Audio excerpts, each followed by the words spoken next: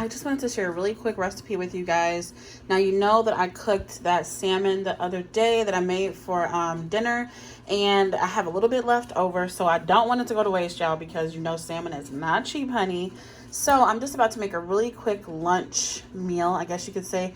It might be my dinner, but y'all, I just I got so busy today I didn't really have time to eat earlier. So it's like 3 o'clock right now, but I'm starving. So all I'm going to do is make a really quick pesto dish. Now, I kind of wanted to use the green pesto, but I really wanted a tomato-based pesto. So I just decided I'm going to use both because I can't make up my mind. So the pasta that I'm currently boiling is this cassarecci pasta. And I'm not boiling a lot because 2/3 of a cup is 200 calories. And honey, I don't know what I'm cooking for dinner, so I don't want to cut too much into my dinner calories. But I'm boiling my pasta right now. That I'm going to set that to the side. Now the next thing that I'm going to do is, after my pasta's done boiling, I'm just going to take 1 slice of bacon, cut it up, and get that reduced down. And then I'm going to add a little bit of garlic to that. Then I'm going to start adding my pesto sauces. I'll add a little bit of butter just to make it creamy. And then I'm going to just lightly chop up my salmon, or basically kind of break it up since it's, you know, it's flaky. Add that in there, and then I'm going to toss it all together, add it on top of my pasta, and then top it with a little bit of queso fresco. Now that's how I envision it in my mind that it's all gonna look. Like I'm probably gonna squeeze a little bit of lemon on top, but we're gonna see how it actually turns out. I know I said that this is a 1-pot meal, but it definitely doesn't have to be. I'm just being lazy. I cleaned up the kitchen and I don't want to wash anything else. Okay, so I finished my pasta. I put some little olive oil on it and I have it sitting in the bowl.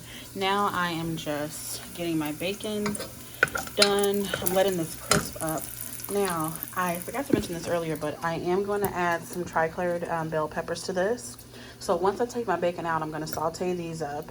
Then I'm going to add my tomatoes and then my salmon and my sauce and everything like that. So I'm just waiting for my bacon to get crispy.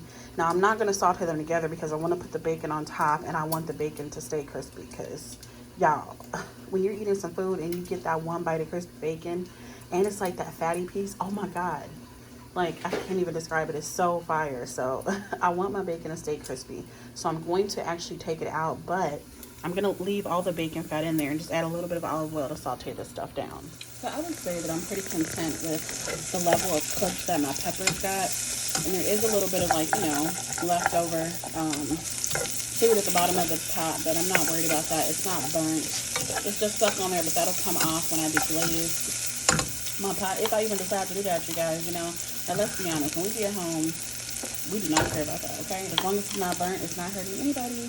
So now I'm just going to go ahead and add in my grated tomatoes. And now you can cook the food as long as you want to, but I personally want my food to still be a little bit crunchy. So I'm just going to saute this for a few minutes, and then I'm going to add my sauces. So my peppers and my tomatoes cooked down, and all I did was add 2 tablespoons of the red pesto paste and 1 tablespoon of the green pesto paste. Now, it does look a little bit oily, but that's normal because, you know, green pesto does have a lot of olive oil in it. So I'm just letting this cook down a little bit until it gets a little thicker. And I did add some water, okay? I added a 1/4 cup of water. Now, I haven't added any seasonings to this outside of seasoning the peppers and the tomatoes with black pepper, regular salt, and that's it. If you remember the salmon, I made a sauce for that with the agave syrup and some other stuff. So I'm actually going to pour this little sauce that's left over, which also includes olive oil and butter, in here. And then I'm going to finish it off with some butter that I have.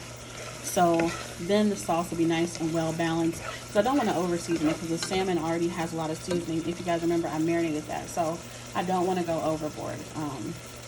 So let's see how it tastes. So my sauce came together. I just broke up a few pieces of my salmon, and you don't want to be like rough with this, you know, just gently stirring it just so that my salmon gets heated up. Like, I'm really not trying to like cook this for a long time. My sauce is done and I just want my salmon to be hot.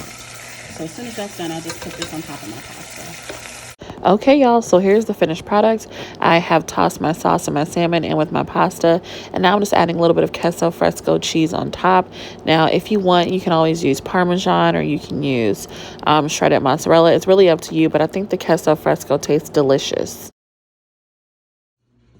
You guys absolutely know how I feel about red pepper flakes. So even though this looks delicious, oh my God, look at that, y'all. The tomatoes, the peppers, everything. I'm gonna add a few little red pepper flakes on top. I like my food spicy with a little kick. So this is absolutely optional, but I think it also tastes great. I don't know how, but at this point, I had completely forgotten that I had made that bacon in the beginning. So I'm just putting my little bacon bits on top. Y'all, I ain't gonna lie. I think I forgot about them because I was eating them. And so I put them in the microwave. But I mean, the bacon bits on top really just make this slap absolutely hard.